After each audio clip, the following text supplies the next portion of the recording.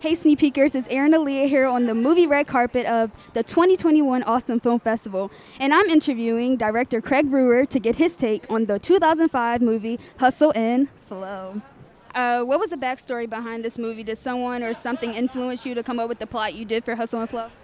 No, it was based on me. I know this sounds strange, but I was like writing in bars till like 3 a.m. in the morning in Memphis, Tennessee. I didn't go to college. I worked at Barnes and Noble, and I lived in like this what's called a shotgun house in Memphis, which is like a long kind of, you could open a front door and shoot a shotgun and it'd go out the back. And so it was like me and my wife, and she was pregnant at the time, and her brother and her sister, and we were just sweating in this house, and we were trying to make a movie. And we were trying to make a movie with like all our friends, and I knew like car thieves, I knew strippers and bouncers, and I knew all these people, and I was like, I kind of want to make a movie, and I want to make it like a good movie if I could, about car thieves in Memphis. And so we made it, and we struggled over like a year trying to make it, and I got to be really good friends with the Memphis rap community. So I found that they were making their music kind of the way I was making my movies. Like they were doing everything themselves, like Juicy J and DJ Paul and Al Capone and 8 Ball and MJG. They were making their beats in their homes, like in their kitchens sometimes, going into a closet and throwing up blankets, and then like recording their own music, and then going into a studio and mastering it. And I just felt like, wow, that's kind of like the same spirit that I've been doing, trying to make these movies by hook or crook. And Memphis rap or Southern rap was like kind of like right at the cut. Like 2000 to 2005 was like this real special time with like what was called like Third Coast or Dirty South, or and I just felt like I'd seen movies from LA, I'd seen movies of New York, but I hadn't seen yet, except like like Master P's I'm 'Bout It or something like that. I hadn't yet seen like a Southern rap story, and I felt like it was a different landscape. I felt like it had like that feeling that Memphis had, where it's like you use your own life for your own music. And I was like, this is a story to tell.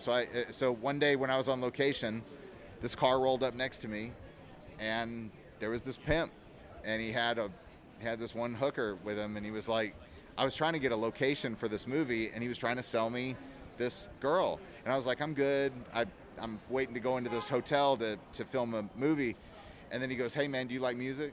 And I was like, yeah. And then he reached across the hooker with his demo tape, and he's like, yeah, my number's on the tape, take a listen to it, I do rap. And I was just like, that's kind of an interesting story right there. And so then I went home and started writing it, and on my break at Barnes & Noble. Can I ask you a quick trivia question to see how well you know your movie? I'm rooting for you, so I hope you know this. Okay, so which character said this line, I'm in charge, I'm in charge? Was it A, Suge, played by Taraji P. Henson, Shelby, played by DJ Qualls, or Nola, played by Taryn Manning? Nola, played by Taryn Manning. So my wife at the time, I had a play that I wrote, and it was going up. And my mom was in the audience, but my girlfriend wasn't in the audience. And I go, where's my girlfriend? She goes, she couldn't make it. And I was like, she couldn't make it? It's my premiere. And she goes, well, she couldn't make it. So we go through the whole play, and then my mother comes up to me and she goes, actually, she was in a car accident. I was like, what? She goes, she's fine, but she just wanted to rest for a little bit, and we thought it would be better if you weren't burdened by this on your opening night. So I go to see my girlfriend, and she's crying. I go, why didn't you tell me that you were in an accident? And she goes, I don't know, I just didn't know what to do. It was your big night, and and then your mom was like, what should we do? And I didn't want to disappoint your mom, and I didn't know what to do. And I was like, hey, you're gonna be like, you're like my queen, and so like if there's something going down, you're in charge. I go, you're in charge of me. So don't feel like you got to be answering anybody else.